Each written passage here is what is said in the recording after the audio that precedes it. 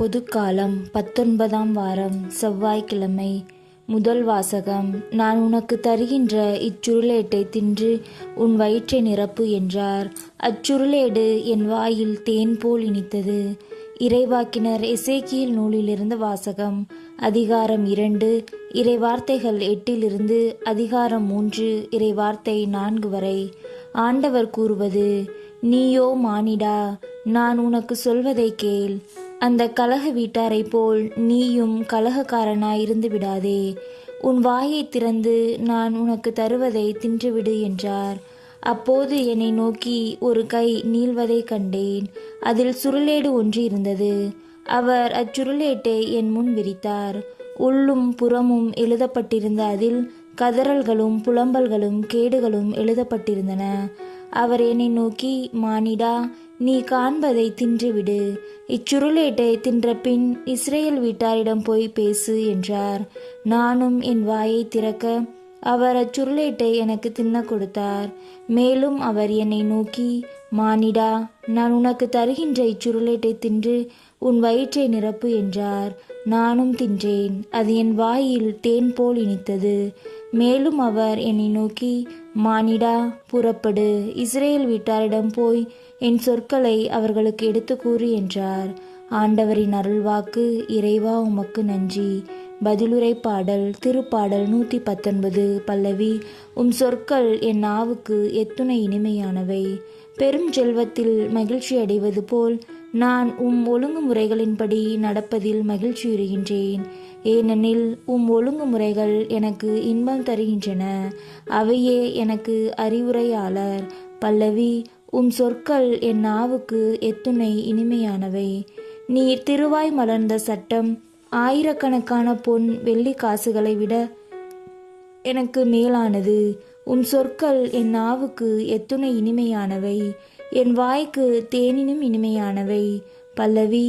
உம் சொற்கள் என் நாவுக்கு எத்துணை இனிமையானவை.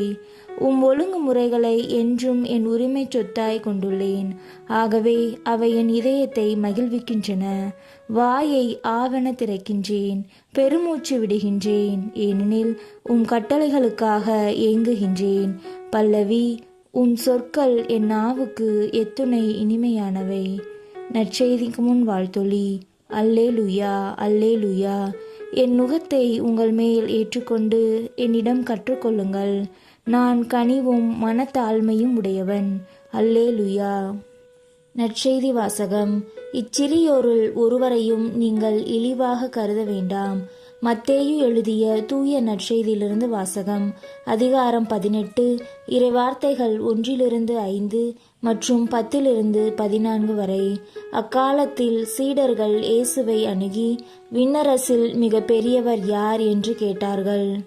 அவர் ஒரு சிறு பிள்ளையை அழைத்து அவர்கள் நடுவில் நிறுத்தி பின்வருமாறு கூறினார்: நீங்கள் மனம் திரும்பி சிறு பிள்ளைகளைப் போல் ஆகாவிட்டால் விண்ணரசில் புகமாட்டீர்கள் என உறுதியாக உங்களுக்கு சொல்கிறேன்.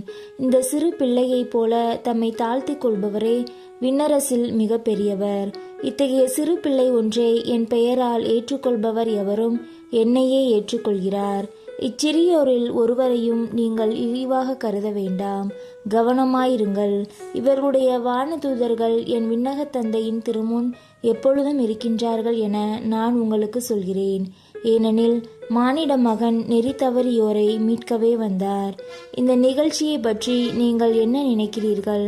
ஒருவரிடம் இருக்கும் 100 ஆடுகள் ஒன்று வழி தவறி அலைந்தால் அவர் 99 ஆடுகளையும் மலைப்பகுதியில் விட்டுவிட்டு வழி தவறி அலையும் ஆட்டை தேடிச் செல்வார் அல்லவா?